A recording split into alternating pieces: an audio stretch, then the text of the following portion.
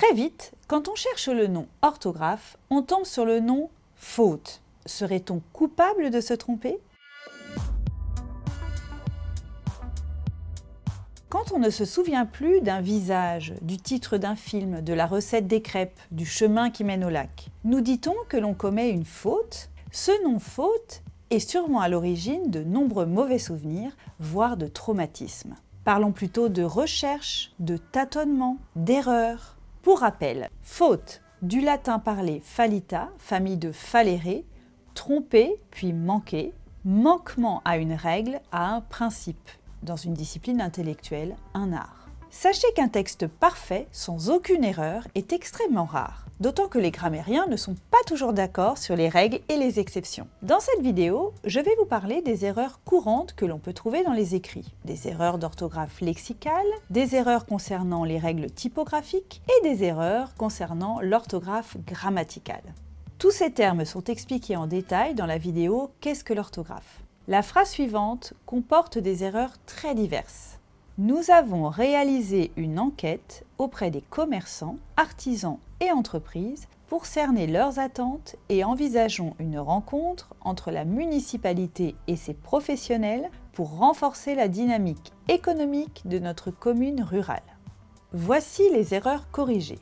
Réaliser et, enquête E accent circonflexe, commerçant C cédille, artisan ANS, cerné ER, attente ES, envisageons GEONS, professionnel 2S, économique E accent aigu, rural LE.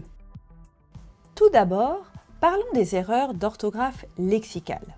Certaines erreurs proviennent d'une mauvaise perception des unités lexicales, mots bien séparés les uns des autres. On parle alors de problèmes de segmentation. Exemple, l'image, une enquête, on l'a vu. Parfois, il manque des syllabes ou des phonèmes. On parle alors d'omission.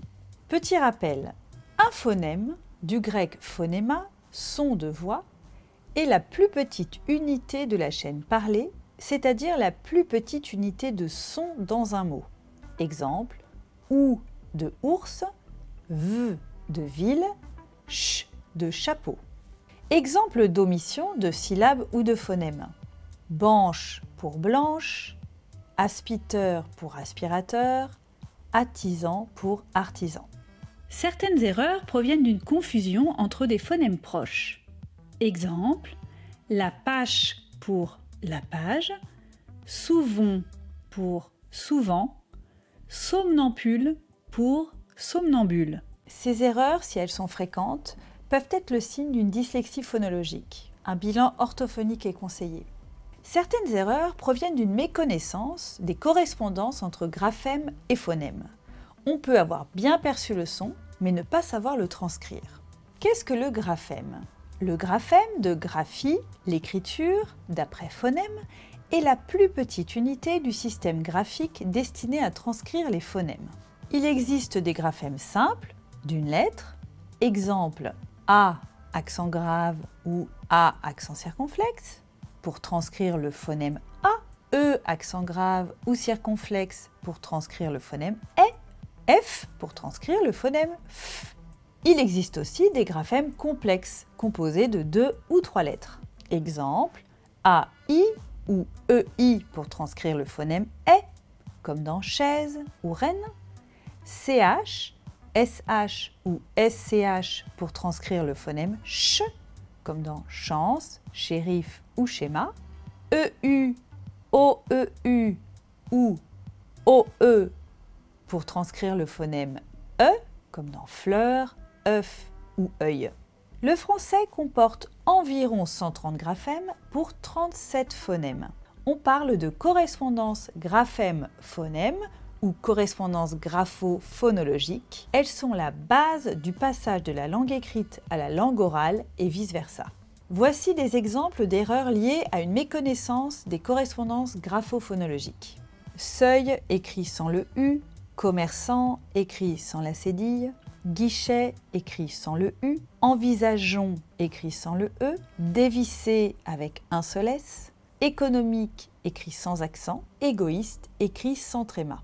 Parfois, les sons sont bien perçus. Les correspondances graphophonologiques sont connues, donc si on lit le texte à voix haute, il est fidèle à ce que l'on a entendu. En revanche, les erreurs proviennent soit d'une méconnaissance de la graphie correcte, on n'a jamais rencontré le mot, donc on a tâtonné et choisi une graphie au hasard, soit on a déjà rencontré le mot, mais on a du mal à fixer l'orthographe lexicale.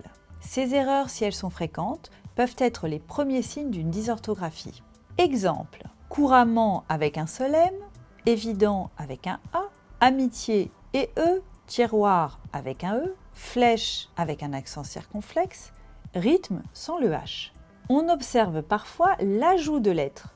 On appelle ça l'hypercorrection. Exemple, cabane avec 2 N, étymologie avec un H, agrafe avec 2 F, apercevoir 2 P, une cédille, langage avec un U, chant avec un S. Certaines erreurs, enfin, sont dues à une méconnaissance des marques irrégulières du pluriel, des noms et des adjectifs.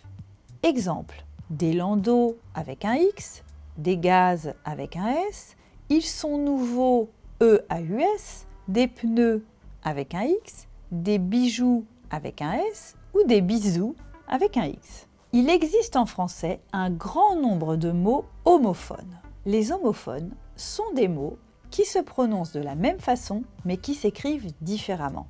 Certains homophones appartiennent à des catégories grammaticales différentes. Exemple, à, verbe et préposition, sur, préposition et adjectif, et, est, conjonction et verbe, on, pronom et verbe. D'autres homophones appartiennent à la même catégorie grammaticale. Exemple, balade, de nom, compter, de verbe, c'est, de déterminant, décrépit, deux adjectifs. De nombreuses erreurs proviennent d'un mauvais choix entre ces homophones.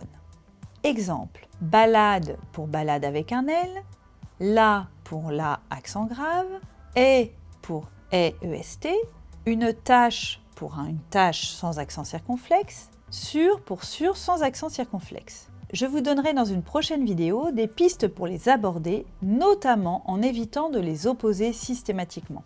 Certaines erreurs proviennent d'une méconnaissance ou d'un oubli des règles typographiques, apostrophe, trait d'union, majuscule notamment. L'apostrophe est un signe qui marque l'élision d'une voyelle, son effacement.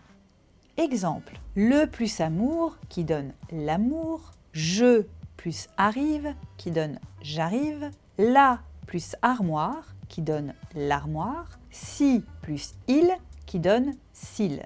L'apostrophe sert à éviter les hiatus. Un hiatus est une rencontre de deux voyelles, comme dans aéré, oasis, créer, égoïste. L'apostrophe se trouve en général entre les mots, un déterminant et un nom, un pronom et un verbe, une préposition et un nom.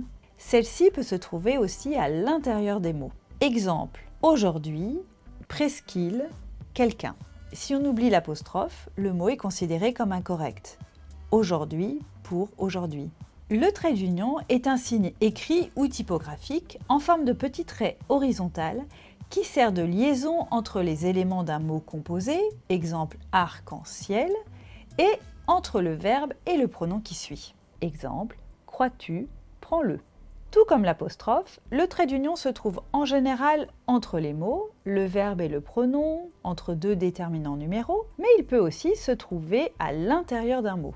Exemple, petit déjeuner, avant-hier, abat-jour. Ne pas mettre de trait d'union ou en ajouter un est considéré comme incorrect. Exemple, 36 pour 36 avec un trait d'union, donne-moi ton adresse pour donne-moi ton adresse avec un trait d'union.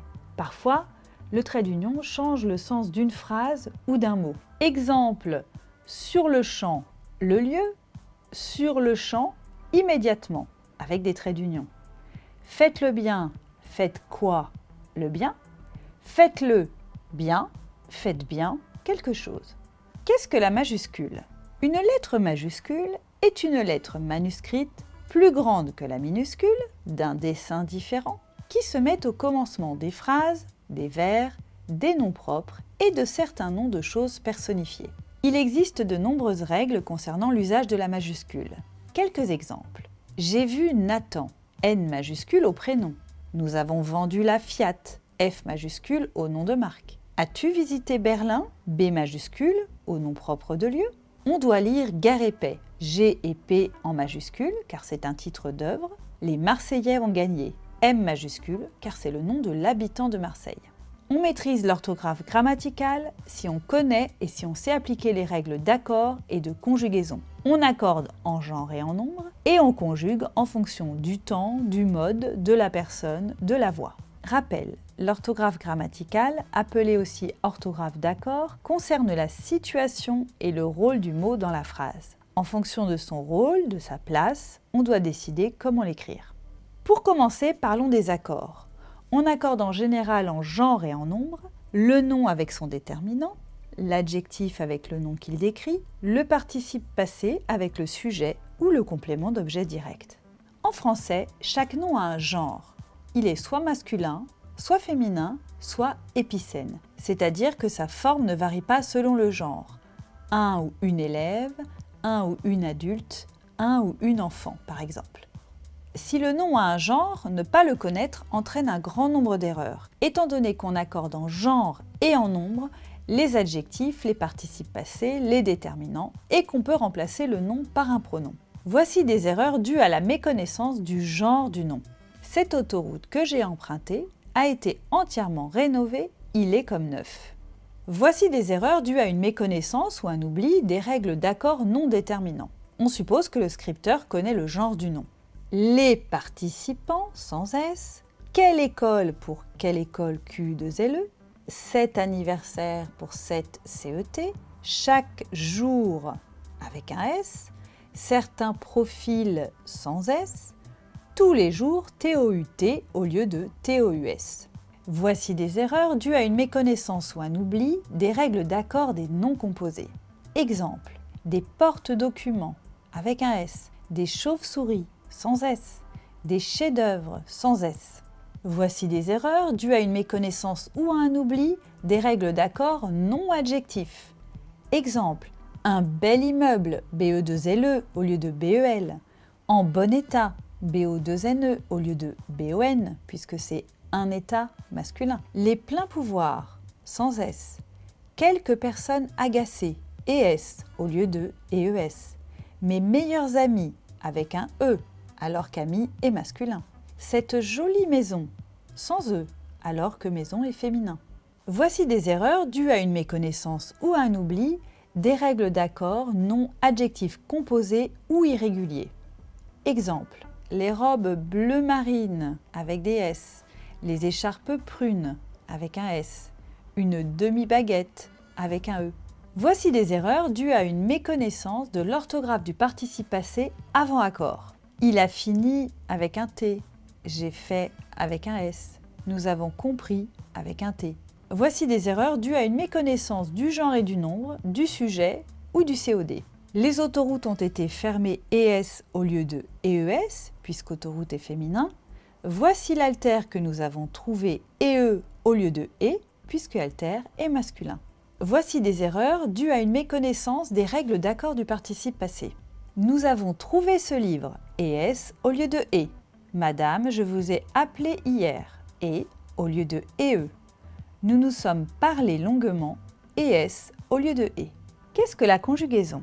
La conjugaison, c'est l'ensemble des formes verbales ou le tableau ordonné de toutes les formes d'un verbe suivant les voix, les modes, les temps, les personnes, les nombres. Conjuguer, c'est donc choisir la bonne terminaison du verbe. Il faut d'abord identifier le sujet. Le sujet est le mot qui représente la personne ou la chose qui fait l'action ou qui est dans une situation exprimée par le verbe. Le sujet commande le verbe. Si le sujet n'est pas bien identifié, on ne le remplacera pas par le bon pronom et la terminaison du verbe sera forcément incorrecte. Exemple, que pensent les gens de ton bureau de ce nouveau règlement? Les gens du bureau remplacés par il au pluriel pensent ENT. Est-ce que ça te va si on se voit demain? Va VAS au lieu de va VA puisque le sujet est ça. Le nouveau système de sécurité des bâtiments ne fonctionne pas. Fonctionne avec un E puisque c'est le système qui est le sujet. On peut avoir bien identifié le sujet, mais ne pas connaître les terminaisons du verbe. Exemple, tu arrives sans S. Ils rentreront, ONS au lieu de ONT. Je convainc, sans le C. J'apprends, sans le S. On peut aussi écrire un temps, un mode pour un autre. Exemple, si j'étais toi, je partirais, AI au lieu de AIS. J'aimerais que tu vois ça, VOIS au lieu de VOIES. Je viendrai te chercher demain à midi, au lieu de je viendrai AI. Pour conclure, l'orthographe française est complexe. Écrire un texte considéré comme correct demande des connaissances dans plusieurs domaines. Orthographe lexicale, grammaticale, connaître les règles typographiques. Il faut connaître un grand nombre de règles et aussi bénéficier d'une bonne mémoire orthographique. Être capable de fixer l'orthographe lexicale des mots. Il faut des années pour apprendre l'orthographe. Et je dirais même que l'on peut apprendre des choses chaque jour, toute sa vie. Le mieux est de ne pas se décourager et de se dire que l'on peut progresser à tout âge.